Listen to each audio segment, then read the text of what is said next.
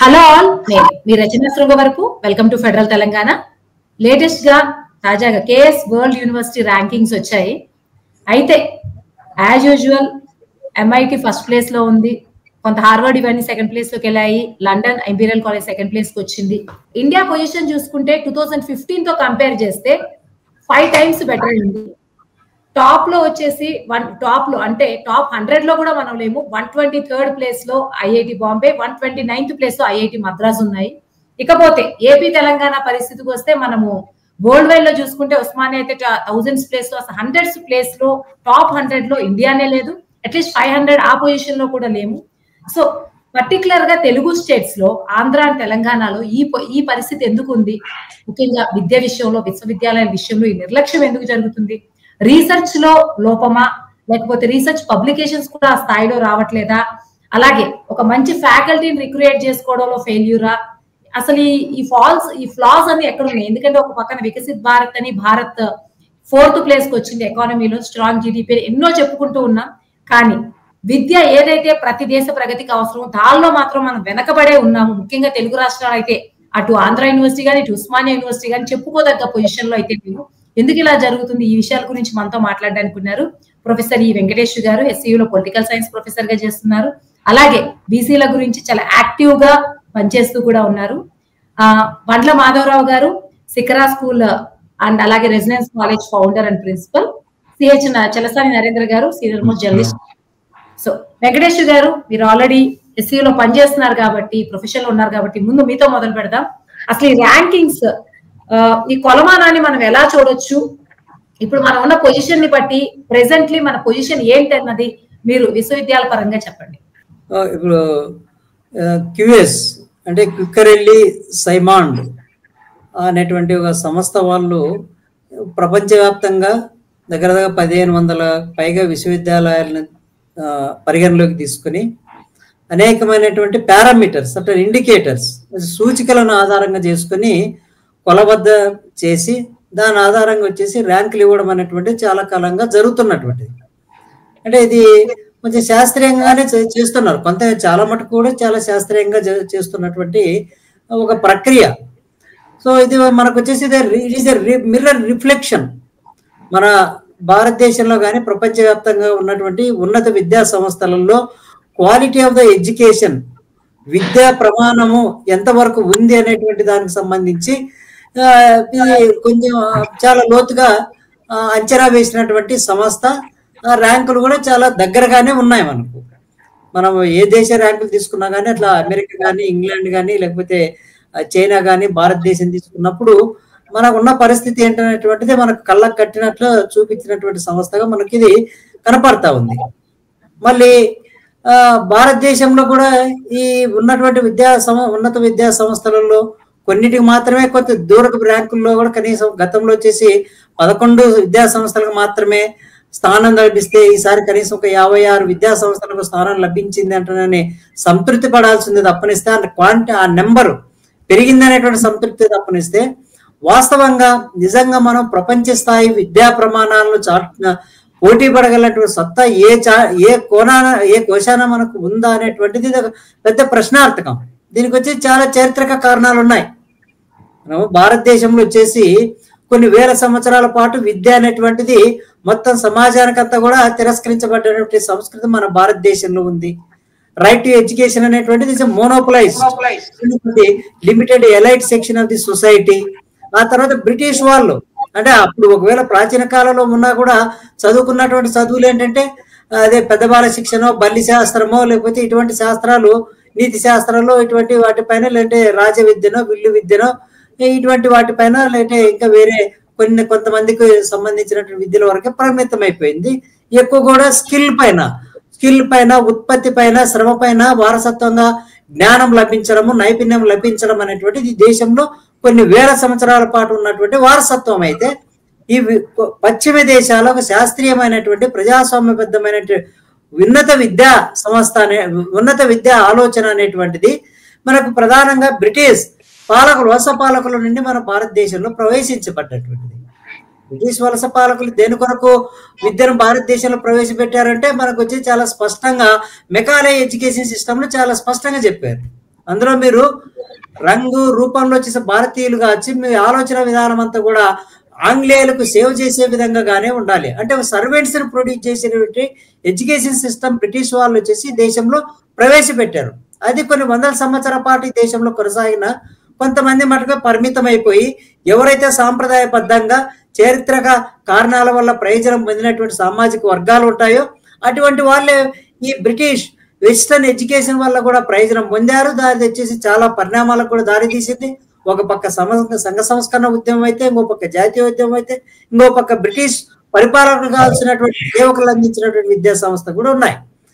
విద్యా విధానం స్వతంత్రానంతరము విద్యా వ్యవస్థ ఏ విధంగా ఉండాలి అంటే భారత రాజ్యాంగంలో వచ్చేసి ఫ్రీ అండ్ కంపల్సరీ ఎడ్యుకేషన్ అనేటువంటి 14 సంవత్సరాల మాత్రమే ఉండాలి అట్లని అది కూడా డైరెక్టివ్ ప్రిన్సిపల్స్ ఆఫ్ స్టేట్ పాలసీలు పెట్టారు.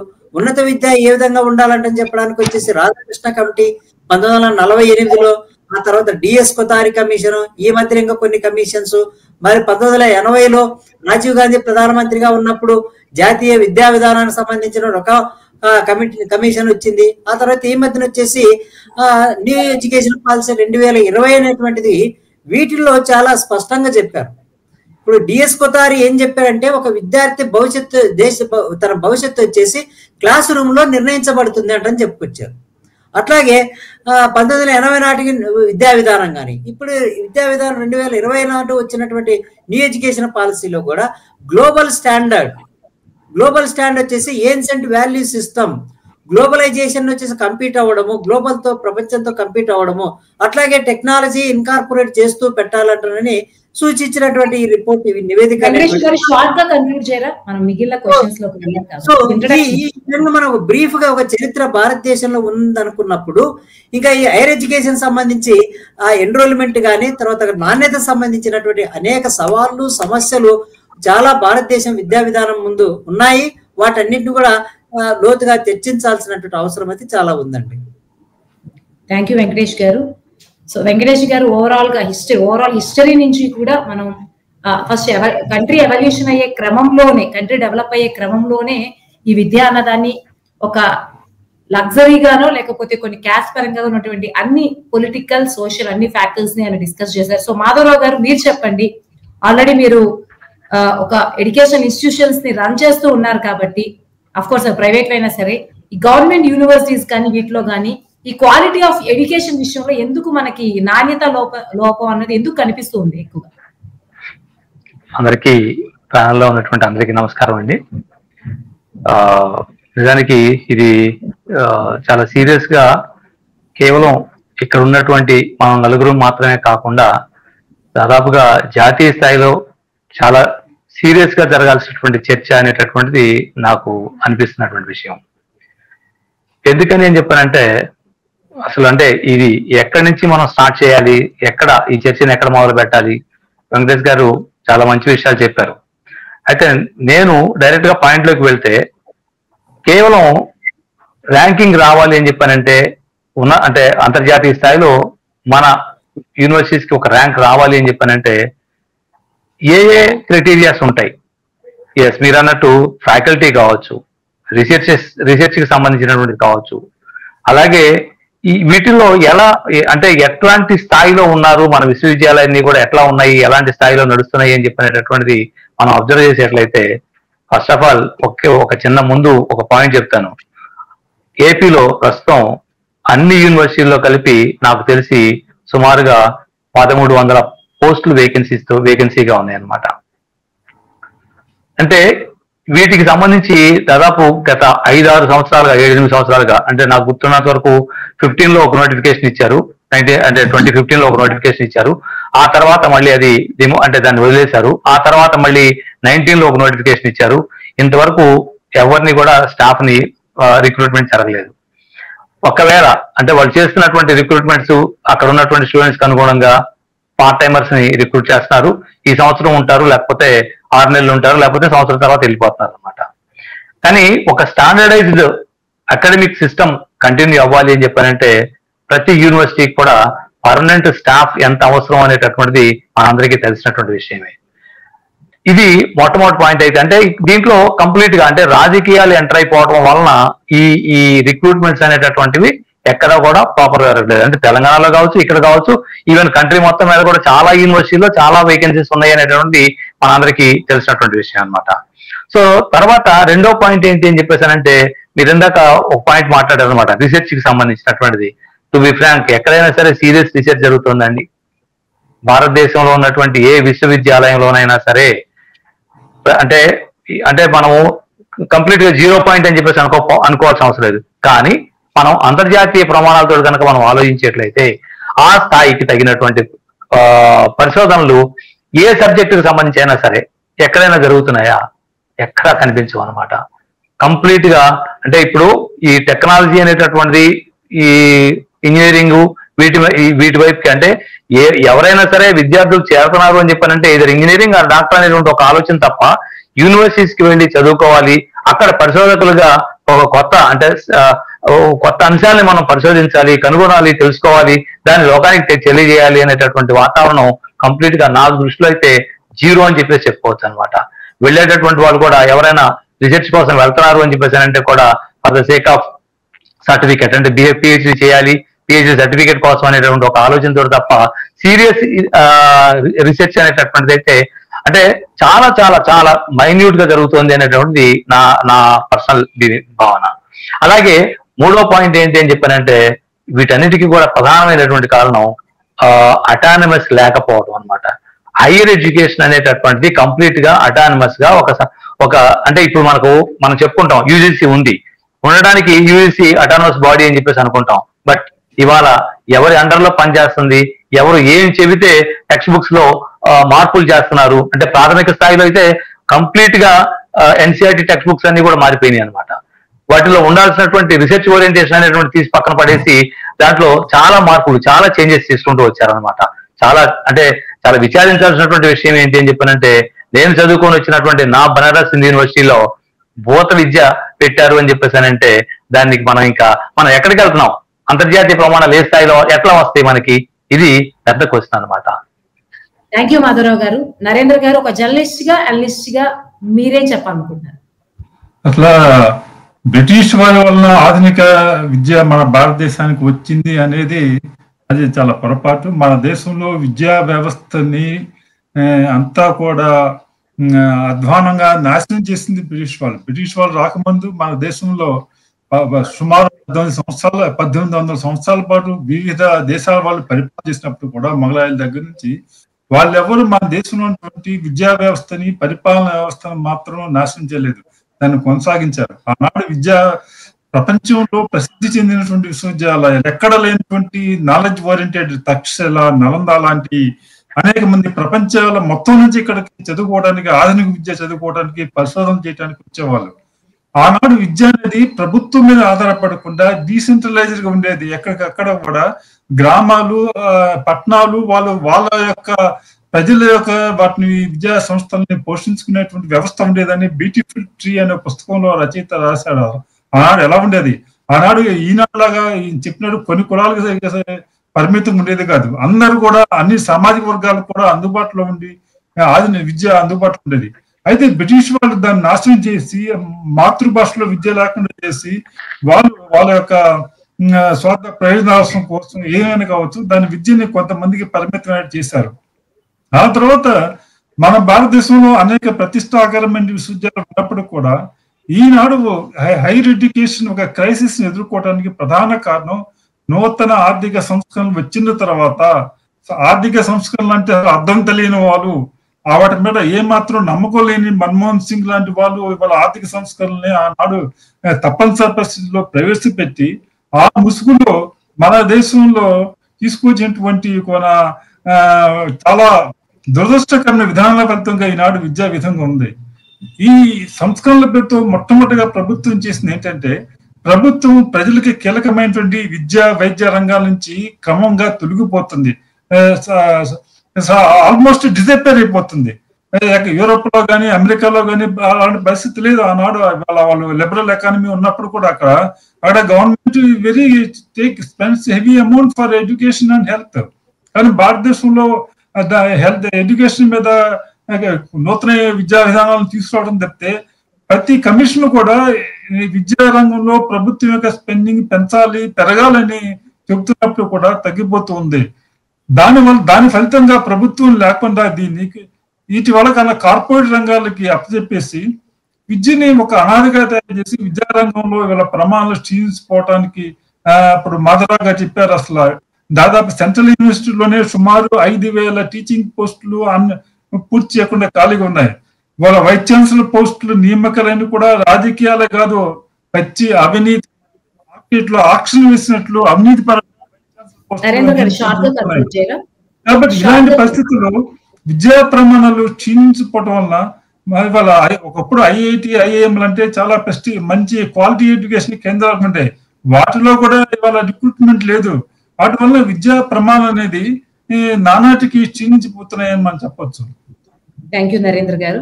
వెంకటేష్ గారు, ఇక్కడ నరేంద్ర గారు ఒక ఒపీనియన్ ఎక్స్ప్రెస్ చేశారు, మీరు ఇంకో కాంట్రాడిక్టరీ కాబట్టి దాని గురించి మీరు ఏమైనా మాట్లాడాలనుకుంటున్నారా? ఆంగ్లేయుల గురించి, దాని గురించి.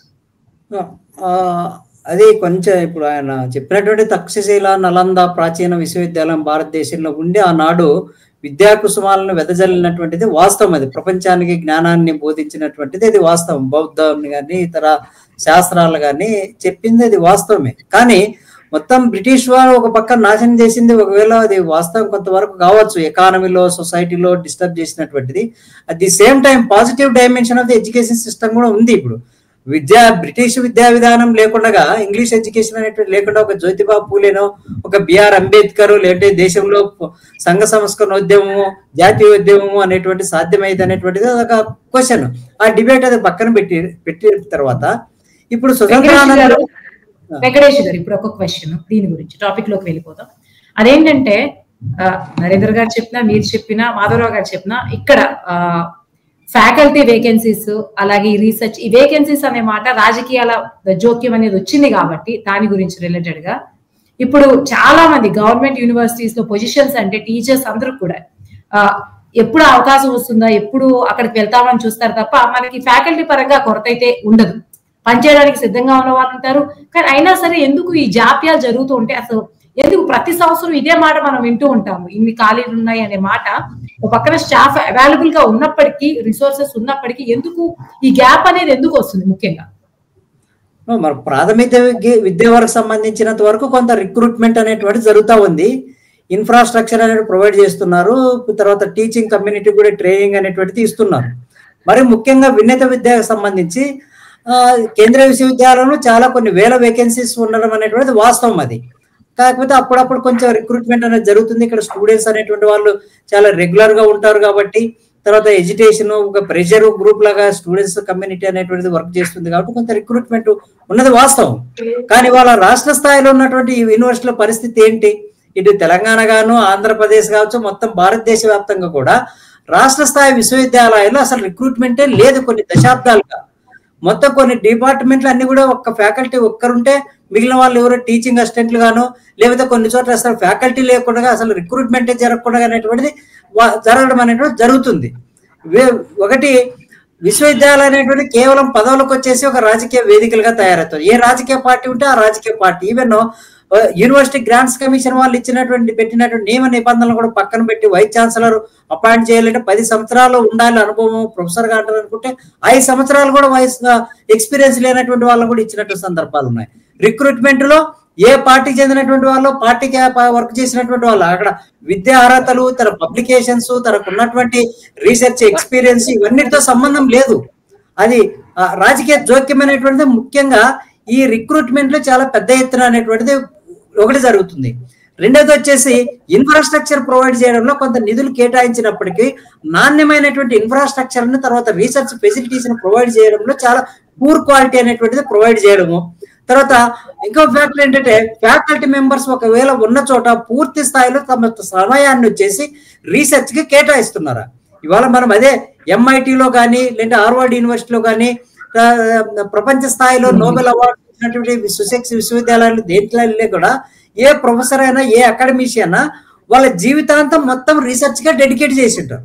అక్కడ నేను యుఎస్ వెళ్ళినప్పుడు చూశాను, నోబెల్ అవార్డు వచ్చినటువంటి పెద్ద గ్రేట్ ప్రొఫెసర్స్ అంతా కూడా చిన్న సైకిల్ పైన తిరుగుతూ ల్యాబొరేటరీ 24 గంటల కుటుంబాలను అన్నింటి కూడా మర్చిపోయి ఎప్పుడు ఆర్టికల్ రాద్దామా, కొత్త ఆర్టికల్ రాద్దామా, కొత్త పబ్లిష్ చేద్దామా, కొత్త ఇన్నోవేషన్ చేద్దామా, కొత్త ఆలోచన ప్రపంచానికి ఇద్దామా అనేటువంటి దాంతో ఉంటుంది. కానీ భారతదేశంలో లాగా ఇవన్నీ యూనివర్సిటీలోనో, డిగ్రీ కాలేజీలోనో, జూనియర్ కాలేజీలో ఫ్యాకల్టీ మెంబర్ అంటే గవర్నమెంట్ జాబ్ అయినప్పుడు అది ఏదో పార్ట్ టైం గా, తర్వాత వచ్చేసి వేరే అవగేషన్స్, వేరే వ్యాపారాలు చేసుకోవడము, లేదా ప్రైవేట్ కోచింగ్ సెంటర్లు పెట్టుకోవడం అనేటువంటిది ఫుల్ టైం జాబ్ గా చూడడం అనేటువంటిది వెస్టర్న్ సొసైటీలో మీరు ఏ టాప్ రేటెడ్ యూనివర్సిటీలో చూసినా కూడా అది ఉంటుంది. మీరు అదే ఎందుకో భారతదేశంలో టాప్ రేటెడ్ ఇన్స్టిట్యూషన్స్ అనుకున్నా కూడా, నేను అంతా కూడా జేఎన్యూలో చదువుకున్నప్పుడు అది ఇప్పటికి కూడా నెంబర్ 1 యూనివర్సిటీగా ఉంది. అక్కడ చూసిన చాలా మంది మా ప్రొఫెసర్స్ ఆ రోజు మాకు చదువు చెప్పినటువంటి వాళ్ళు కానీ, లేదంటే ఐఐటీలో కానీ, ఐఐఎంలో కానీ, వాళ్ళకు ఉన్నటువంటి ఫెసిలిటీస్ కానీ, వాళ్ళకు ఉన్నటువంటి కమిట్మెంట్, డెడికేషన్ అనేది ఆ విధంగా ఉంటే రాష్ట్ర ప్రభుత్వాలు ఒకప్పుడు విశ్వవిద్యాలయం చదువుకుని ఇవాళ రాష్ట్రానికి ముఖ్యమంత్రి అయినటువంటి వాళ్ళు విశ్వవిద్యాలయాలను వచ్చేసి పట్టించుకోకపోవడం, దాన్ని వచ్చేసి రిక్రూట్మెంట్ నియామకాలు అన్నట్టు చేయకపోవడం అనేటువంటి చాలా దురదృష్టకరం. లేదంటే ఎవరైనా పదవులు ఏమన్నా ఉంటాయో చెప్పండి, అడ్మినిస్ట్రేషన్ సంబంధించి, లేదంటే వైస్ ఛాన్సలర్ సంబంధించి, ఫైనాన్షియల్ మ్యాటర్ సంబంధించి, లేదంటే ల్యాండ్ కబ్జా ఏమైనా చేసేది ఉంటే అక్కడ ఎవరిని ఏ అడ్మినిస్ట్రేటర్ ఎవరైతే పెట్టుకుంటారో దాన్ని ఏమైనా చేసుకోవడానికి మనకు అనుకూలంగా ఉంటుందో అటువంటి వాళ్ళని పెట్టుకోవడం అనేటువంటిది ఈ రకంగా ఈ విశ్వవిద్యాలయాన్ని మొత్తం వాతావరణాన్ని పాడు చేయడం అనేటువంటి జరుగుతుంది. అప్పుడు స్టూడెంట్స్ వచ్చేసి ఎడ్యుకేషన్ చేస్తున్నారంటే ఉద్దేశంతో రిక్రూట్మెంట్ వద్దు, హాస్టల్స్ వద్దు, అన్ని క్లోజ్ చేసేయాలంటని చెప్తే ఇవాళ స్టూడెంట్స్ ఎడ్యుకేషనే లేదు. మరి లేనటువంటి రోజుల్లో రిక్రూట్మెంట్ జరగలేదు. రిక్రూట్మెంట్ చేయకపోవడం వల్ల, ఇన్ఫ్రాస్ట్రక్చర్ ప్రొవైడ్ చేయకపోవడం వల్ల స్టూడెంట్ లో కూడా ఒక మైండ్ సెట్ ఏ విధంగా ఉంది, యూనివర్సిటీలోకి వెళ్ళి ఉన్నత విద్యను అభ్యసిస్తే ఉద్యోగం వస్తున్న గ్యారంటీ ఏమన్నా ఉందా అనేటువంటిది అదొక అభద్రతా భావం అనేటువంటిది ఉంది.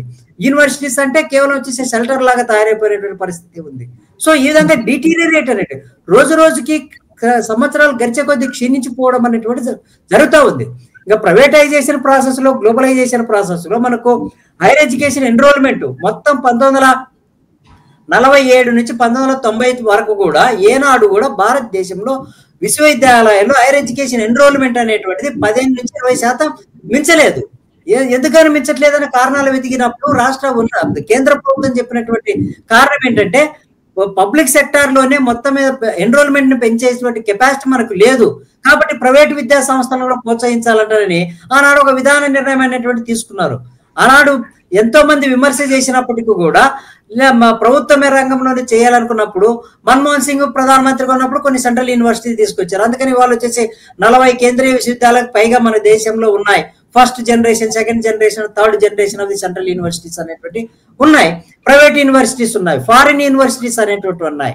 మరి అన్ని యూనివర్సిటీస్ అన్నిటి కంపారిటివ్ గా ఎనాలిసిస్ చేసుకున్నప్పుడు ఎక్కడైనా మన క్వాలిటీ ఆఫ్ ఎడ్యుకేషన్ ఉందంటే కాస్త కోస్త మనకు ఇవాళ ర్యాంకింగ్ ప్రకారమే అత్యధిక శాతం ప్రభుత్వ సంస్థల్లో ఉన్నాయి, తక్కువ వచ్చేసి ప్రైవేట్ సంస్థలు ఉన్నాయి. 11 పైగా ప్రభుత్వ సంస్థలు ఉంటే 6 మట్టుకే కేవలం ప్రైవేట్ రంగంలో ఉన్నటువంటి సంస్థలు వాళ్ళు వసూలు చేసే డబ్బులు కానీ, వాళ్ళు చేసే అడ్వర్టైజ్మెంట్ కానీ, వాళ్ళు చేసే ప్రొజెక్షన్ కానీ చూసినప్పుడు ఈ ఎంత పెద్ద ఎత్తున తీవ్ర స్థాయిగా ఉన్నప్పటికీ కూడా ప్రపంచ ర్యాంక్ సాధించడం చైనాతో మనం ఇవాళ కంపారిటివ్ అనాలిసిస్ చేసుకోవాల్సిన అవసరం చాలా ఉంది. చైనా ఎందుకు దూసుకెళ్తుంది విద్యా ప్రమాణాల్లో మనం తీవ్రంగా ఆలోచించాల్సిన అవసరం ఉందండి. థ్యాంక్ యూ వెంకటేష్ గారు. మాధవరావు గారు, మీరు చెప్పండి. మీరే ఇందాక రాజకీయాల గురించి ప్రస్తావన చేశారు కాబట్టి ఇప్పుడున్న పరిస్థితుల్లో ఫ్యాకల్టీ ఎందుకు లోపిస్తుంది, వాళ్ళు గవర్నమెంట్ జాబ్స్ ఎలా ఫీల్ అవుతున్నారు, ఈ పర్స్పెక్టివ్ మొత్తం వెంకటేష్ గారు మాట్లాడేశారు. సో గవర్నమెంట్ యాంగిల్ కి వద్దాము. ఒకవేళ యూనివర్సిటీస్ ని సెంట్రల్ గవర్నమెంట్ యూనివర్సిటీస్ అయినప్పటికీ కూడా వీటిని కొంత గవర్నమెంట్ నుంచి, ప్రభుత్వాల నుంచి ఇండిపెండెంట్ గా తయారు చేసే ఆస్కారం ఉంటే ఏమన్నా కొంచెం ఫ్లరిష్ అయ్యే అవకాశం ఉందనుకుంటున్నారా? అసలు అటువంటి స్కోప్ ఆ యాంగిల్లో ఏమన్నా ఆలోచించే అవకాశం, ఒకవేళ జరిగే అవకాశం ఏమైనా ఉందనుకుంటున్నారా? సానుకూలత ఎంత ఉంది, ప్రతికూలత ఎంత ఉంది?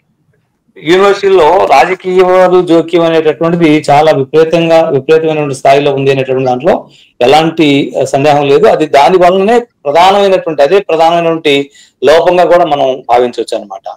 ఎందుకని అని చెప్పేసానంటే వైస్ ఛాన్సలర్స్ రిక్రూట్మెంట్ దగ్గర నుంచి యూనివర్సిటీలో ఫ్యాకల్టీ రిక్రూట్మెంట్ వరకు కూడా కంప్లీట్ గా అవినీతితో కూడుకున్నటువంటి రిక్రూట్మెంట్స్ జరుగుతున్నాయి అనేది వాస్తవమైన విషయం.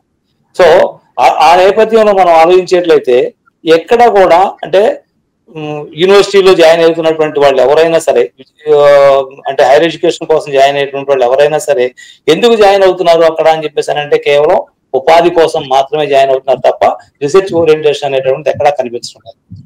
మనం ఎంత తీవ్రంగా ఎంత ఇదిగా ఆలోచించినా కానీ రీసెర్చ్ ఓరియంటేషన్ అనేటువంటిది అసలు ఎక్కడా కూడా కనిపించడం లేదన్నమాట. అది సెంట్రల్ యూనివర్సిటీస్ కావచ్చు, లేకపోతే ఐ మీన్ స్టేట్ యూనివర్సిటీస్ కావచ్చు, ఏవైనా కావచ్చు అనమాట. అయితే ఇక్కడ నేను చెప్పదలుచుకున్నటువంటి ఇంకొక ప్రధానమైన అంశం ఏమిటి అని చెప్పేసానంటే, వచ్చినటువంటి వైస్ ఛాన్సలర్ స్థాయిలో వచ్చినటువంటి వాళ్ళు ఎవరూ కూడా రాజకీయాల్ని, అంటే మీరు సార్ వెంకటేష్ గారు యూనివర్సిటీలో పనిచేస్తా ఉన్నటువంటి వ్యక్తి, అలాగే సార్ ఏమో జర్నలిజం లో ఉన్నటువంటి వ్యక్తి. సో నిజానికి వీటిని దగ్గర నుంచి కనుక మనం అబ్జర్వ్ చేసి చూసేట్లయితే మాకు ఇక్కడ ఐ మీన్ మాకు ఇన్ ద సెన్స్ ఏపీలో ఇటీవల కాలంలో జరిగినటువంటి రాజకీయ వార్తలు మీరు అబ్జర్వ్ చేసుకుంటారు. యూనివర్సిటీలో వైస్ ఛాన్సలర్ గా ఉన్నటువంటి వ్యక్తి ఆ యూనివర్సిటీలో ఒక పార్టీకి పూర్తిగా కొమ్ము కాసి ఆ పార్టీ కార్యకర్తలను తయారు చేసేటటువంటి ఒక వాతావరణాన్ని తయారు చేశారనమాట. దానివల్ల అంటే మనం ఎటు వెళ్తున్నాం, మన స్థాయి ఏంటి, మనం ఏం ఆలోచించాలా, విద్యకు సంబంధించినటువంటిది ఏం ఆలోచించాలి, విద్య కాకుండా ఇక్కడ ఏం జరుగుతోంది, రాజకీయాలు ఏమిటి, ఎవరికి సరెండర్ చేస్తున్నారు, దీన్ని యూనివర్సిటీ మొత్తాన్ని కూడా ఎవరికి సరెండర్ చేస్తున్నారు, అక్కడ జరగాల్సినటువంటి విద్యకు సంబంధించినటువంటి అభివృద్ధి ఏ రకంగా జరుగుతుంది అనేటువంటి మనం అబ్జర్వ్ చేస్తే ధైర్యన్స్ అనమాట. మనం అక్కడే ఆలోచించవచ్చు, మనం అక్కడే మనం మాట్లాడుకోవాల్సినటువంటిది బోల్డ్ అంత ఉంటుంది అనమాట. సో ఈ నేపథ్యంతో చూసేట్లయితే మనము పూర్తి స్థాయిలో ఒక రీసెర్చ్, అంటే ఇట్లాంటి రీసెర్చ్ ఓరియంటేషన్ ఇలాంటివన్నీ జరగాలి అని చెప్పానంటే నేను ఎక్స్పెక్ట్ చేసేటువంటి అంశం ఏంటి అని చెప్పానంటే అటానమస్ ఉండాలి. యూజీసీ కావచ్చు, లేకపోతే యూనివర్సిటీస్ కావచ్చు, లేకపోతే ఎవరైనా సరే వీళ్ళు కంప్లీట్ గా ఇండివిజువల్ బాడీస్ గా ఉండి వాళ్ళు ఆ విద్యార్థులను ప్రోత్సహించడం కావచ్చు, ఫ్యాకల్టీని ప్రోత్సహించడం కావచ్చు, నూతన ఆవిష్కరణలు అంటే రీసెర్చ్ లో నూతన ఆవిష్కరణల్ని తయారు చేయటం కావచ్చు, ఇలాంటివన్నీ జరిగినప్పుడు మాత్రమే మనం కనీసం అంతర్జాతీయ స్థాయి వైపు దృష్టి మరల్చడానికి, ఆ స్థాయికి వెళ్లే పరిస్థితి ఇప్పట్లో ఏం కనిపించడం లేదు.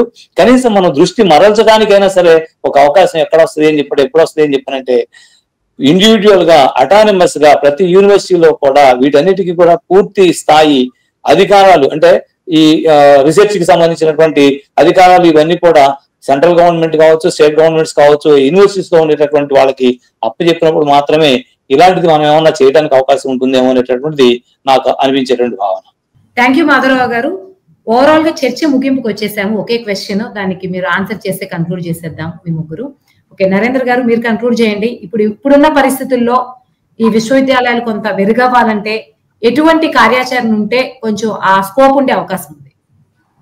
ముఖ్యంగా గవర్నమెంట్ యొక్క బడ్జెట్ అలొకేషన్ ఎడ్యుకేషన్ మీద అది ప్రపోర్షనేట్ గా పెరగాలి, అది పెరగట్లేదు, అది ముఖ్యమైనటువంటిది. తర్వాత యూనివర్సిటీలో రీసెర్చ్ ఎన్విరాన్మెంట్ పెరగటం కోసం మురళీ మనోహర్ మినిస్టర్ గా ఉన్నప్పుడు ఆయన ప్రొఫెసర్లకి యూనివర్సిటీలో ప్రమోషన్లకి పిహెచ్డి తప్పనిసరి చేయటం వలన వాళ్ళ ప్రతి యూనివర్సిటీలో కూడా పిహెచ్డిని అమ్మటం అనేది అది ఒక పెద్ద మాఫియాగా తయారైంది. పిహెచ్డి రీసెర్చ్ చేసే కాకుండా వాళ్ళ దాని అంటే ప్రైస్ పిహెచ్డీలు కొంటున్నారు. దీనివల్ల అసలు ఇవాళ ప్రమాణాలు తగ్గిపోవడానికి గత 20 ఏళ్ళలో ప్రధాన కారణం అనుకుంటున్నాను. అది రీసెర్చ్ ఎన్విరాన్మెంట్ అనేది వాళ్ళ బేసిక్ సైన్సెస్ లో కెమిస్ట్రీ, ఫిజిక్స్, ఎకనామిక్స్ ఇలాంటి వాటిలో రీసెర్చ్ చేసే వాళ్ళే వాళ్ళకి కనిపించట్లేదు. అంతా కూడా ఈ దేశంలో 80% మంది ఐఏఎస్ సివిల్ సర్వీస్ వచ్చే వాళ్ళంతా కూడా ఇంజనీరింగ్ బ్యాక్గ్రౌండ్ లో, ఎంబీఏ బ్యాక్గ్రౌండ్ లో వెళ్తున్నారు. వాళ్ళ ఈ దేశ హిస్టరీ తెలియదు, ఈ దేశ పొలిటికల్ ఎకానమీ తెలియదు, ఈ దేశ ఎకనామిక్ ఎన్విరాన్మెంట్ తెలియదు. వాళ్ళంతా కూడా దేశంలో పరిపాలనకు వస్తున్నారు. కానీ యూనివర్సిటీలో రీసెర్చ్ ఎన్విరాన్మెంట్ పెంచడం కోసం ప్రత్యేకమైన ప్రయత్నాలు చేసి దానికోసం ప్రమాణాలు పెంచడం వల్ల ప్రభుత్వ జోక్యం ముందు యూనివర్సిటీ అడ్మినిస్ట్రేషన్ లో అసలు ఉండకూడదు. ఒకప్పుడు వైస్ ఛాన్సలర్ అంటే ఇదే నెక్స్ట్ ఛాన్సలర్ గవర్నర్. ఒక మంత్రి వైస్ ఛాన్సలర్ కలవాలంటే అపాయింట్మెంట్ అడిగితే కానీ వెళ్ళేవాడు మంత్రి. కానీ ఇవాళ ఏమవుతుంది, వైస్ ఛాన్సలర్ ఫైల్స్ పట్టుకుని సెక్రటరియట్ లో ప్రతి గుమస్తా బెంచ్ దగ్గరికి వెళ్ళి వీటి పర్మిషన్ కోసం వైస్ ఛాన్సలర్ తిరగాల్సిన పరిస్థితి ఉంది. ఇటువంటి యూనివర్సిటీల యొక్క అటానమస్ చెప్పినట్లు అటానమీ పెంచడం కోసం దాంట్లో క్వాలిటీ, అపాయింట్మెంట్ లో క్వాలిటీ పెరగాలి, నిర్వహణలో క్వాలిటీ పెరగాలి, రీసెర్చ్ యాక్టివిటీలో కూడా క్వాలిటీ పెంచడం కోసం ప్రత్యేక ప్రయత్నాలు జరగాలి. థ్యాంక్ యూ నరేంద్ర గారు. వెంకటేష్ గారు మీరు కన్క్లూడ్ చేయండి, మీరేమనుకుంటున్నారు? ఒకటి ఇప్పుడు వాళ్ళు సజెస్ట్ చేసినట్లు ఒకటి నిధులు అనేటువంటి చాలా ఇంపార్టెంట్, తర్వాత అటానమీ అనేటువంటి చాలా ఇంపార్టెంట్. దాంతో వీటన్నిటితో పాటు రీసెర్చ్ మెథడాలజీ, టీచింగ్ మెథడాలజీ అనేటువంటి నిజంగా ఉందా? క్వాలిటీ ఆఫ్ ది ఎడ్యుకేషన్ అనేటువంటి పెరగాలనుకున్నప్పుడు టీచింగ్ మెథడాలజీ, రీసెర్చ్ మెథడాలజీ. వాళ్ళ బీడీ డిగ్రీలు కొన్ని కాలేజెస్లో ఎలా వస్తున్నాయి?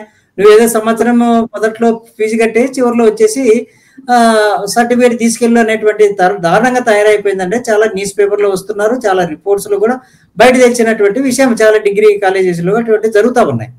మరి ఇటువంటి దాంతో ఎలా మనము పెంచగలుగుతాం క్వాలిటీ ఆఫ్ ద ఎడ్యుకేషన్ అనేటువంటిది?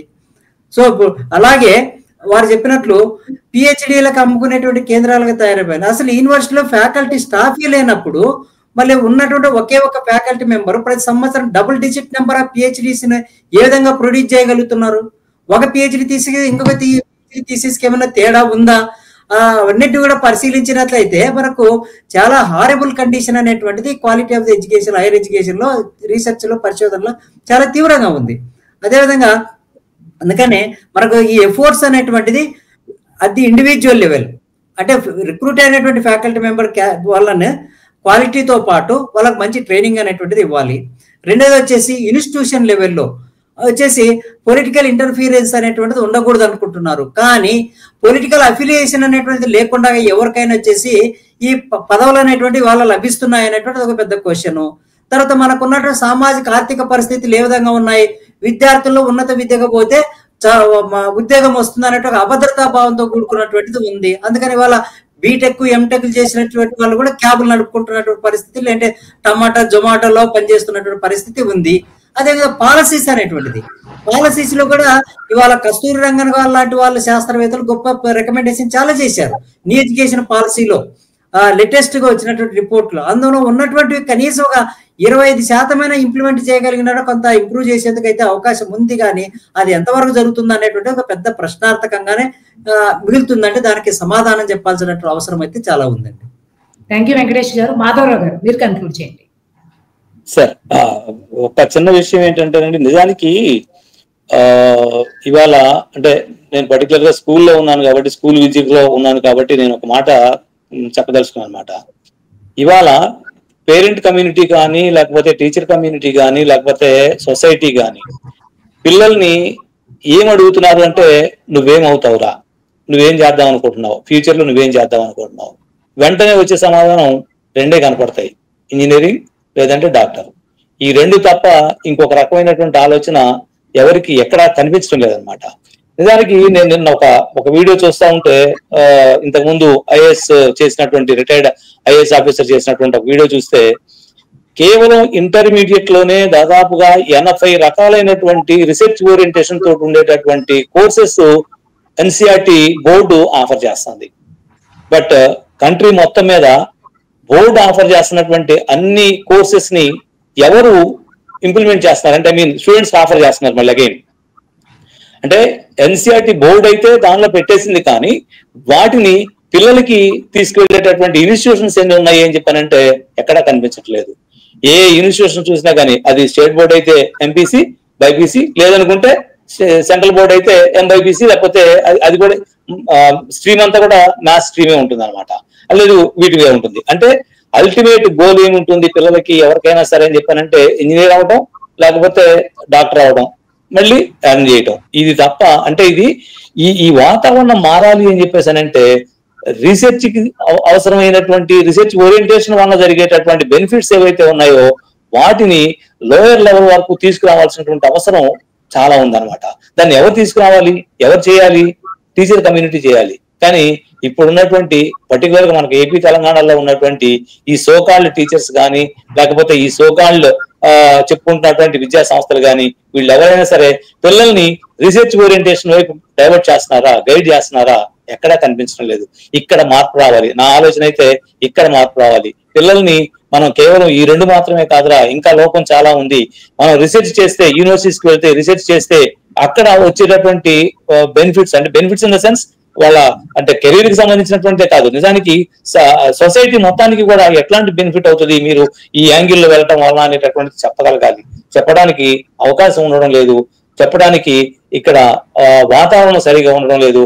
పేరెంట్ కమ్యూనిటీ అయితే కంప్లీట్ గా మనం ఒకవేళ ఎవరన్నా పొరపాటున అలాంటి వాళ్ళ ప్రయత్నం చేద్దామని చెప్పేసి అనుకుంటే కూడా పేరెంట్ కమ్యూనిటీ ఇవన్నీ మాకెందుకండి, ముందు మాకు ఆ మ్యాథ్స్ ఫిజిక్స్ కెమిస్ట్రీ చాలండి అని చెప్పేసి అని అంటే అది కూడా నిజానికి రీసెర్చ్ తోటి వెళ్తే వెళ్ళాలి అని చెప్పి అనుకున్నప్పుడు ఆ సబ్జెక్ట్స్ ఇంపార్టెంట్ సబ్జెక్టే. కానీ ఏం జరుగుతుంది అని చెప్పానంటే ఇమీడియట్ గా ఇంటర్మీడియట్ అయిపోయిన వెంటనే సోకాల్డ్ ఇంజనీరింగ్ చేయాలి, లేకపోతే డబ్బులు, ఇక ఇది తప్ప ఇంకో రకమైనటువంటి ఆలోచన ఉండలేదు. దీనికి పూనుకోవాల్సినటువంటిది డెఫినెట్ గా నా దృష్టిలో అయితే ప్రభుత్వం అని చెప్పేసి అనుకుంటాను. అంటే కేవలం ఈ రొడ్డకొట్టుడు ఎడ్యుకేషన్ సిస్టమ్ అనేటువంటి దాన్ని కొంచెం పక్కగా తప్పించేసి ఇదిగో ఇలాంటి ఆపర్చునిటీస్ ఇస్తున్నాం, మేము ఇలాంటి వాటిని ఎంకరేజ్ చేస్తున్నాం, మీరు మీ స్కూల్స్ లో ఇలాంటి పిల్లల్ని మీరు తయారు చేయండి అనేటటువంటి ఎంకరేజ్మెంట్ కానీ అట్లాంటి వాతావరణాన్ని కానీ క్రియేట్ చేసేట్లయితే డెఫినెట్ గా మేమంతా కూడా రెడీ అవడానికి అవకాశం ఉంటుంది అనమాట.